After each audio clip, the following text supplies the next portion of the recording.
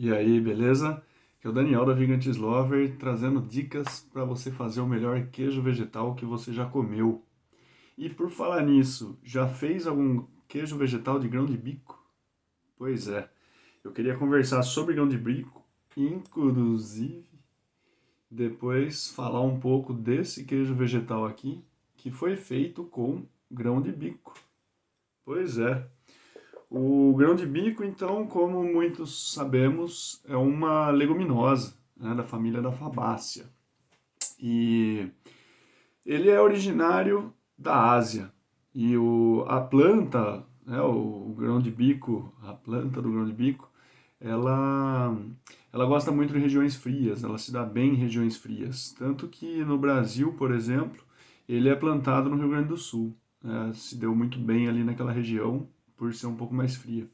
Agora, é interessante que muitas vezes a gente come grão de bico, vê preparações com grão de bico e tal, e não faz ideia de como que é a planta, né? A planta, ela é uma coisinha pequena assim, ó, né? E, e por ser uma leguminosa, esse grão, ele tá dentro, tipo uma fava, né? Uma bainha, uma vagem, enfim, né? Vamos chamar do que for mais fácil na região de vocês. Mas não é como o feijão, por exemplo, né, que é mais comprida assim, e são vários feijões. A bainha do grão de bico dá dois, no máximo três grãos ali por bainha, né? E bem interessante, uma planta pequena, mas que tem um valor nutricional muito interessante para gente. E para as receitas, né, no meio vegano, no meio vegetariano até, mas enfim, é muito feita com grão de bico por conta da proteína. Tá? Esse é que é o grande ponto. Se a gente pegar 100 gramas de grão de bico, por exemplo, a gente vai ter 19 gramas de proteína. E isso é um tanto bom. Tá? É uma quantidade que está ali com a soja, por exemplo. Em relação a outras leguminosas, é uma que tem bastante proteína. Né? Só que, ao lado disso, a gente tem também uma questão de baixo teor de gordura. Ou seja, estamos falando de 6 gramas de gordura em 100 gramas de grão de bico. Isso daí é pouco. E a gente já vai ver se isso acaba sendo um problema ou um benefício para a gente fazer o nosso queijo vegetal. Tá? E um outro ponto que sempre é interessante ressaltar é a questão dos carboidratos. E o grão de bico, ele tem, nesses 100 gramas de grão de bico, a gente encontra 61 gramas de carboidrato, por volta dos 61 gramas de carboidrato. Né?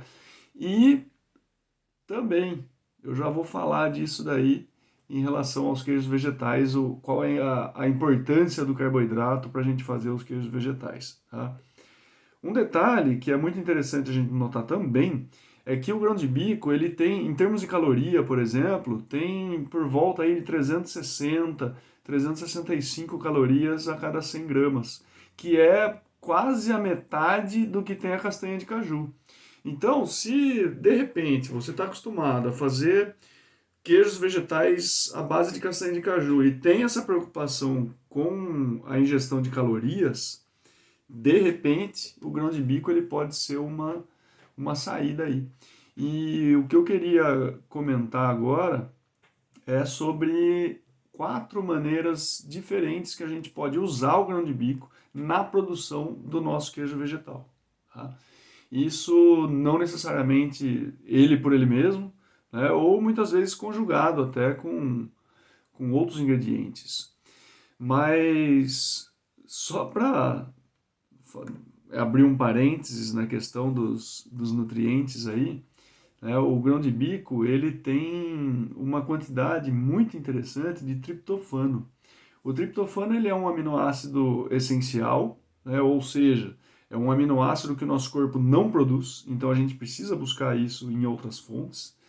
E o grão de bico tem bastante disso. O triptofano ele é um aminoácido muito importante porque ele é muito utilizado na produção de alguns hormônios do nosso próprio corpo, né, claro. E principalmente melatonina, né, que é um dos hormônios que colabora muito para o nosso sono, e também a serotonina, que é conhecido aí como hormônio do bem-estar, né? Fechado parênteses, eu preciso só dizer para vocês que o uso do grão de bico ele vai implicar em certo sabor. Tá? Isso daí a gente precisa saber. Não vou mentir para vocês que vai ficar um queijo vegetal neutro. Não, ele vai ter um pouco do sabor do grão de bico ali. Tá? Mas isso também acontece com uma grande maioria dos ingredientes que a gente vai utilizar.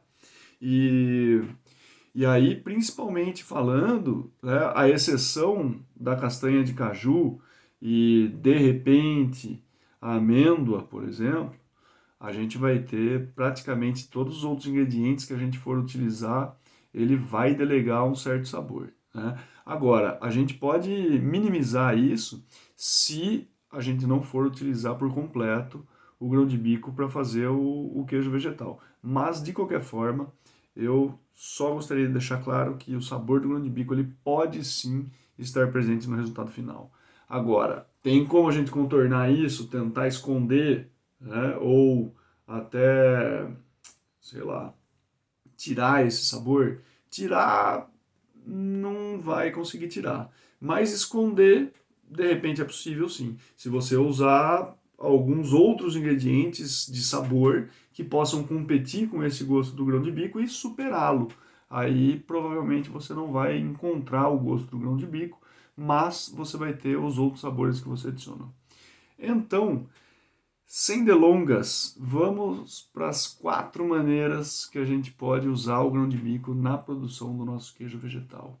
A primeira delas é usar o grão de bico cozido, ou seja, quando a gente for utilizar o grão de bico, primeiro, é importante ele ficar em demolho. Tá? Ou seja, a gente fazer a demolha do grão de bico é muito importante, porque quando ele fica em água, e também por ele ser um grão muito duro, ele vai necessitar de um tempo um pouco maior, ele necessita de pelo menos umas 12 horas de molho. E se conseguir trocar a água, ótimo. Se não conseguir também, beleza. Mas é importante que ele fique pelo menos 12 horas. E essa fase do demolho, ela é muito importante, porque como uma leguminosa, o grão de bico ele tem alguns antinutrientes. E esse parte pelo menos desses antinutrientes vão para a água de demolho. Tá? Então é interessante sim a gente deixar ele de molho e depois jogar essa água fora. Ou seja, a gente não vai utilizar a água do demolho em hipótese alguma. Tá? Então, porque ela vai estar ali cheia dos antinutrientes que saíram do grão de bico. Um outro ponto importante também para a questão da demolha é que ele vai hidratar um pouco. Então ele está um grão seco ali e com a demolha é perceptível o aumento de tamanho dele e isso em função da absorção da água. Isso daí é interessante não só porque vai deixar ele um pouco mais hidratado, né? Então a gente já vai considerar alguma água dentro do nosso processo, mas também ele vai sofrer algumas reações químicas internamente, né? Principalmente quebras de moléculas por conta da própria hidrólise, ou seja, na presença da água a gente vai ter algumas quebras moleculares e isso vai fazer com que ele fique um pouco mais macio até. Então, dentro desse primeiro uso, em relação ao cozimento do grão de bico, a gente vai demolhar e depois a gente cozinha. Agora, tem um passo nesse cozimento que é interessante também. Quando a gente começa a ferver e assim, a gente põe ele para ferver e tal, a hora que começa a fervura de fato, você já deve ter percebido isso, que na maioria dos grãos, quando eles são fervidos, das leguminosas no caso, sobe uma espuma, né? E fica aquela água meio espumada ali. É interessante a gente parar esse processo, jogar essa água, colocar uma água nova, lavar esse grão, colocar uma água nova e a partir daí começar com o cozimento de fato. Isso por quê? Porque esse momento do cozimento, ou pelo menos esse primeiro minuto de fervura, acontece ali também uma, um branqueamento, vamos dizer. Né? E esse branqueamento é importante porque ele também retira alguns antinutrientes que o demolho não conseguiu retirar. Por exemplo, a gente vai ter principalmente, né, saindo ali o ácido oxálico ou os oxalatos, né, e também saponinas. E é por isso que a gente vê aquela espuma, né? Aquela espuma acontecer é obra da saponina. Então a gente tira isso daí, que são componentes que impedem que o nosso organismo consiga absorver da melhor forma possível alguns nutrientes que estão presentes no grão. Tá? Então por isso que é importante a gente fazer essa primeira fervura, jogar essa água, trocar, né? Colocar uma outra água e a partir daí começar. Bom, mas enfim, então uma vez que a gente tem o grão de bico cozido, a gente pode usar ele como base para o nosso queijo vegetal. Com isso eu quero dizer o quê? Que ele vai se tornar, ele pode então se tornar o principal ingrediente, tá? Como foi no caso desse queijo vegetal aqui, ele pode ser o principal ingrediente, ou ele pode compor essa base juntamente com outro ingrediente. E por que que isso seria interessante? Não só em relação à textura, tá? E a própria contribuição de valor nutricional que o grão de bico tem, mas também pelo custo, né? Se a gente for pensar o custo da castanha e o custo do grão de bico, por exemplo, a gente já começa a achar mais interessante usar um pouco de grão de bico. E aí, às vezes eu não estou nem falando de metade, de meio a meio, castanha e grão de bico. Às vezes, se você usa só um terço, de repente, de grão de bico, já é suficiente para você ter um queijo vegetal que ele ainda assim não coloca o sabor do grão de bico em primeiro plano. Você economiza um pouco nessa receita e você vai ter uma textura diferente no final, porque o grão de bico ele vai contribuir com uma textura diferente. Obviamente, se você fizer um queijo só com castanha de caju, por exemplo, e um outro com castanha de caju e um terço pelo menos de grão de bico, vai ser diferente. A gente vai ter uma textura diferente. Então, o grão de bico ele pode ser usado já nessa base, uma vez que ele seja cozido, tá? Agora, é interessante também, nesse momento, a gente tirar a pele do grão de bico. Porque, assim, a pele, não que seja ruim a gente comer essa pele do grão de bico, claro que não. Né? Mesmo porque essa pele ela tem bastante fibra e acaba por ter os seus benefícios para o nosso corpo.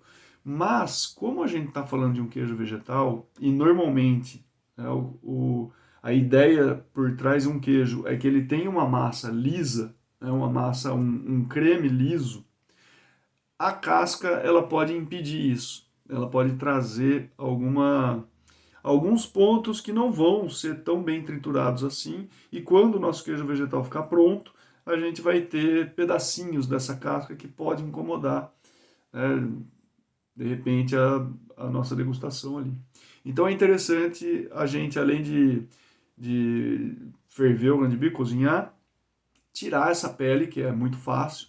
Né? Isso daí, quando você tem um tanto de grão de bico ali e está no processo, coloca um podcast ali e vai tirando a pele. Né? Isso daí você tem, coloca o grão de bico aqui, um pote para casca e um pote para o grão sem pele, e aí começa a ser um processo bem mecânico, né? E você está distraído ali com podcast, com qualquer coisa que está acontecendo.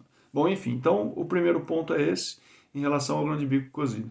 Depois, a gente pode usar a farinha do grão de bico também para os nossos queijos vegetais. E por que que a gente utilizaria a farinha? Primeiro, é preciso entender qual é a função da farinha do grão de bico em preparações culinárias. Porque daí, quando a gente entende o que faz a farinha em preparações culinárias, a gente já vai ter uma ideia do que ela vai fazer no nosso queijo vegetal e julgar se vai ser interessante usar ou não. Tá? Então, normalmente, a farinha de grão de bico, ela vai trazer um efeito de ligação, né? Ela chega a dar liga, juntar coisa, e ela também tem um efeito de espessante, ou seja, a farinha do grão de bico ela vai contribuir com textura e vai contribuir com o corpo do nosso queijo vegetal, tá? Mas atenção, porque para fazer a farinha do grão de bico é usado ele cru. Então, quando a gente for usar a farinha de grão de bico, normalmente a gente vai visar aquelas receitas que elas vão ter o seu momento de aquecimento, tá, no fogo, alta temperatura nela. Então, normalmente são queijos vegetais mais rápidos que a gente faz com o uso da farinha de grão de bico. Ela pode, por exemplo, esses queijos vegetais normalmente não fermentados e que usam algum espessante e vão para o fogo, e esse espessante que eu digo pode ser puramente um amido de milho ou a própria tapioca, né, o amido de mandioca, e, por que não, ter também na composição a própria farinha do grão de bico, para que ela dê essa textura, essa estrutura.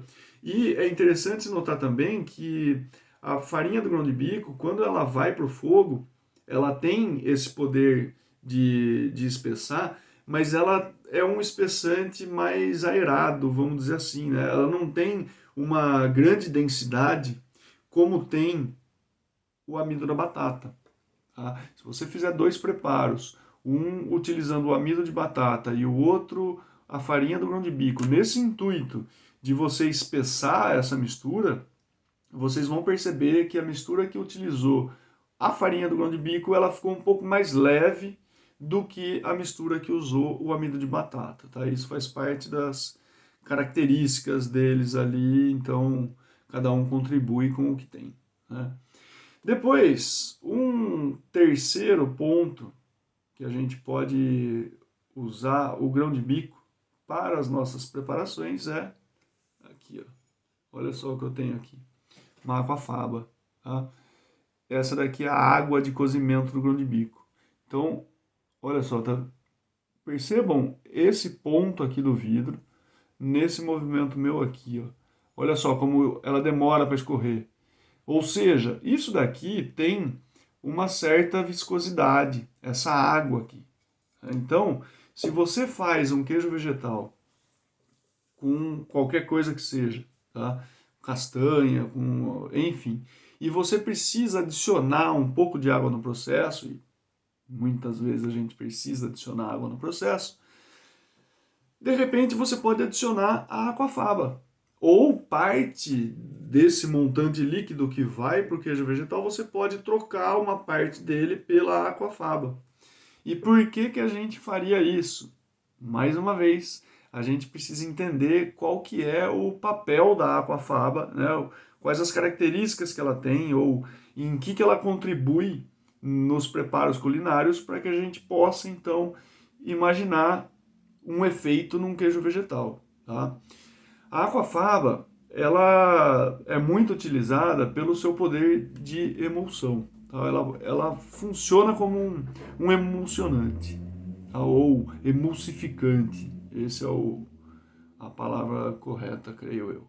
Tá? E isso por quê? Por conta da carga proteica. Se a gente for pensar, falar assim, mas o que que tem na aquafaba, que faz dela esse líquido tão precioso para a culinária vegana, né, que acaba sendo um coringa também, dá para fazer bastante coisa com a aquafaba. E o que que ela tem? Em parte, ela tem proteínas com qualidade de emulsificação, tá? de emulsificante, tá? Para favorecer uma emulsão. Então, primeiro, se você não lembra muito bem o que é uma emulsão é quando a gente pega dois líquidos que são immiscíveis a princípio, ou seja, são líquidos que não conseguem se misturar. A gente utiliza um emulsificante porque esse emulsificante ele consegue dar conta de juntar os dois líquidos e fazer eles ficarem abraçadinhos ali. Tá? Um, um líquido, né, no caso da aquafaba, que ela promove, por exemplo, a mistura entre água e óleo.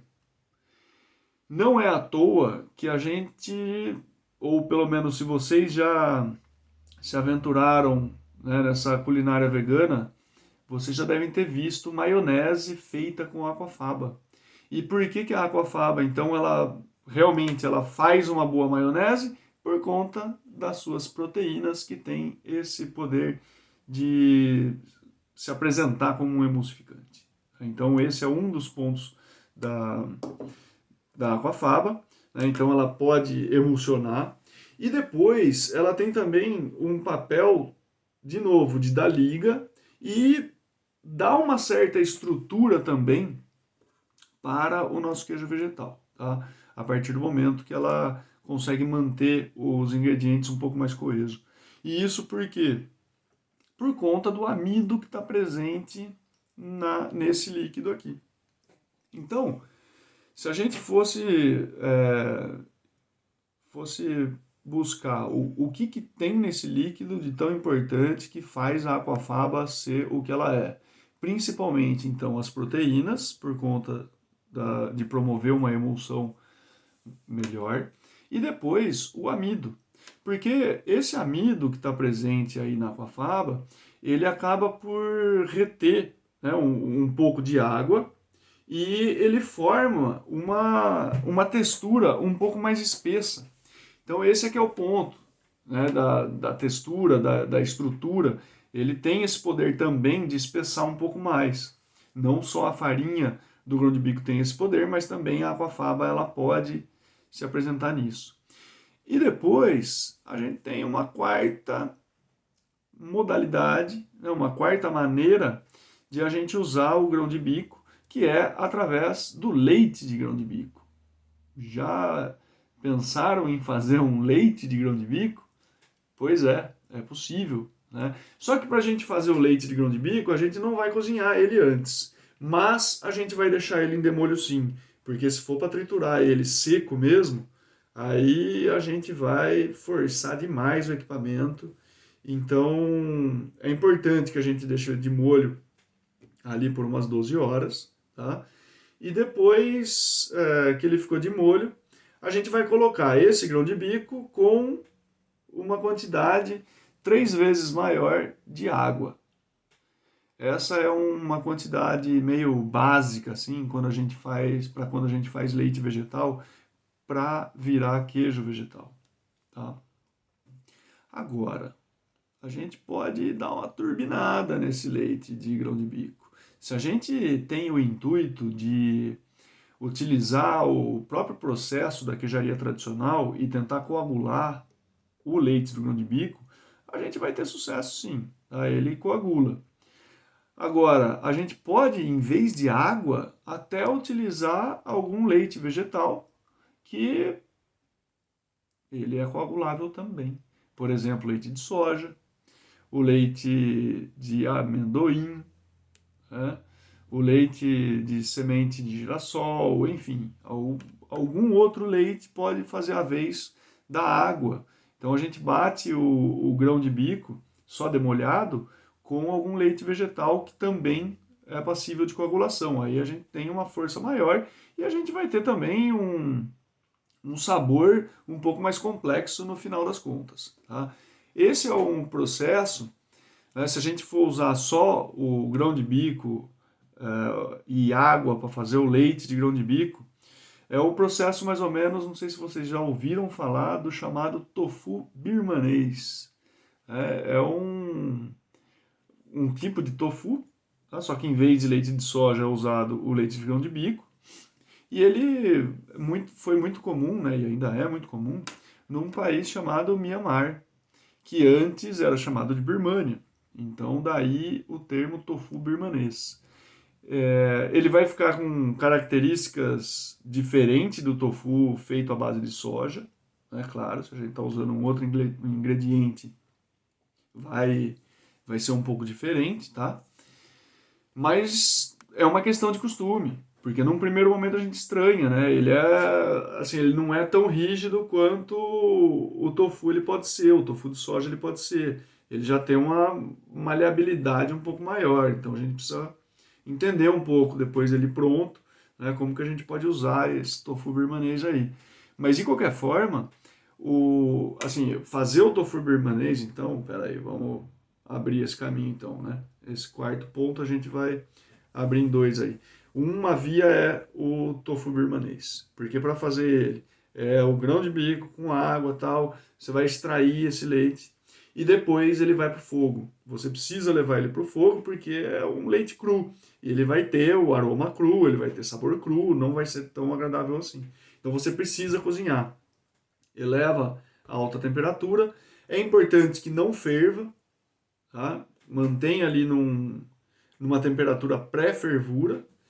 E a partir daí, uma vez que você percebe, né, que ele já está cozido, já mudou aquele aroma inicial, isso aí é bem perceptível. Tá? Se você está mexendo e não pode parar de mexer, porque do contrário ele pode queimar, né, colar no fundo da panela e tal. Então sempre está mexendo ali. E uma vez que você está sempre mexendo ali, você está sentindo o aroma.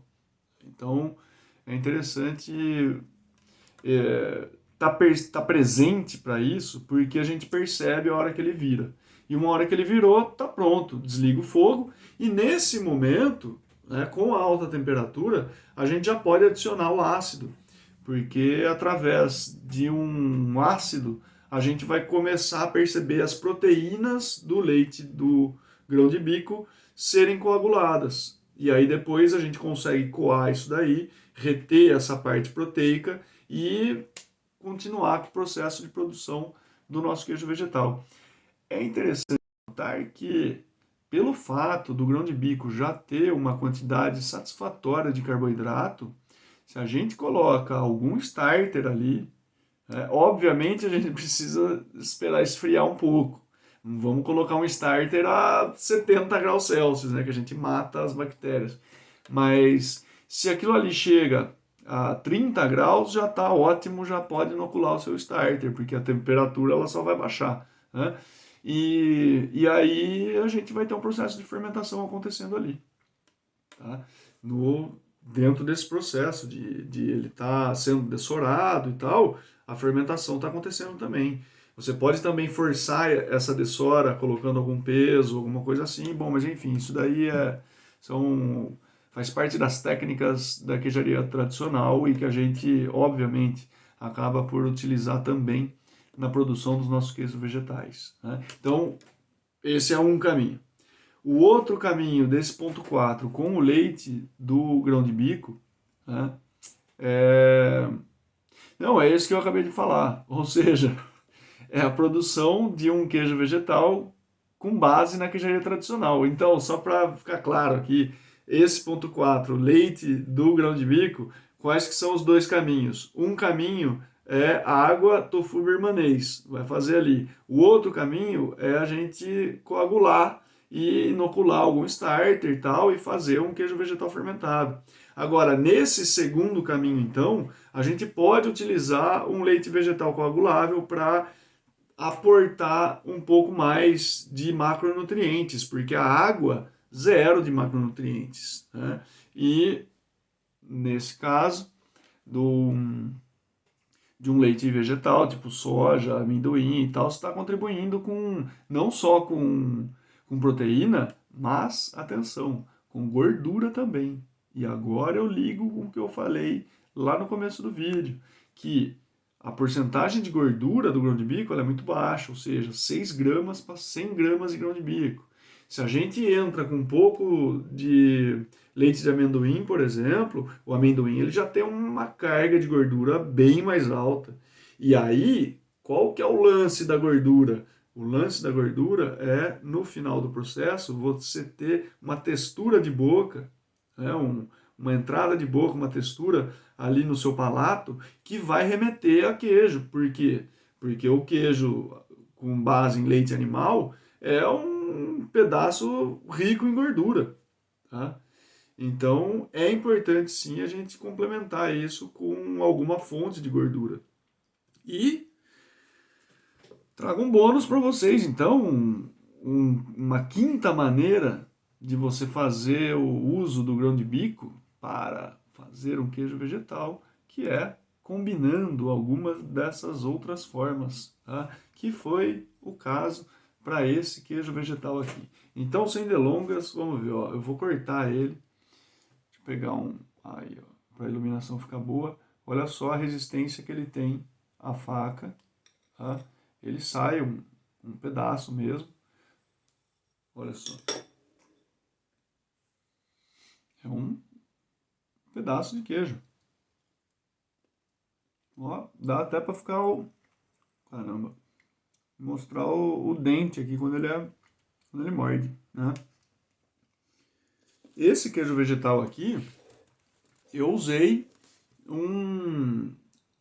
só, assim, eu usei 3 dessas maneiras pra gente fazer o uso do grão de bico no queijo vegetal. Ou seja, a base dele foi o grão de bico cozido.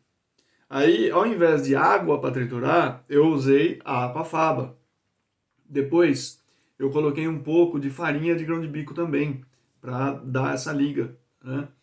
E, e depois eu entrei com outros elementos.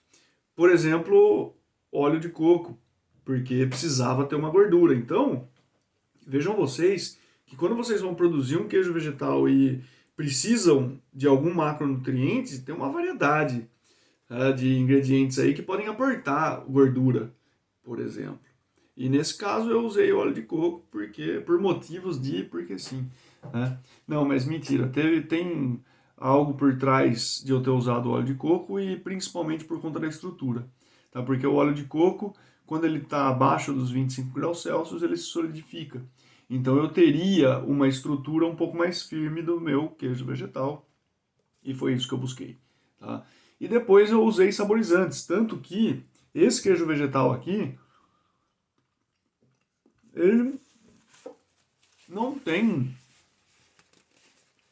um gosto proeminente de grão de bico. No fundo, a hora que você tá ali, tal, querendo perceber o que é, o que tem, aí sim, chega um pouco no grão de bico. Mas eu coloquei outros ingredientes de sabor, né? Levedura nutricional, cebola em pó, alho em pó, missô pode entrar também, enfim. Você vai compor essa gama de sabores para ter o seu queijo vegetal final. Mas esse é um queijo vegetal que, em termos de sabor, ele ficou um pouco mais forte, tá? É um queijo vegetal que tem uma certa presença no sabor. E ele sozinho, para ser degustado e tal, né? Não é dessa turma de queijo vegetal, não. Tá? Que você vai degustar ele sozinho.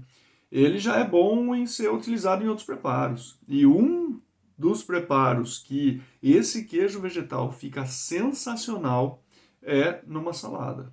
Tá? Se você faz uma salada ali com as folhas, com tomate, com cebola e tal, põe lá tudo que você imagina que fica bom numa salada, e depois esse queijo vegetal cortado em cubinhos ali, tempera essa salada, e aí você tem a entrada do azeite, tem eventualmente um vinagre, e isso daí também acabam colaborando para que esse queijo vegetal ele tenha até um destaque no meio desses ingredientes da salada, né?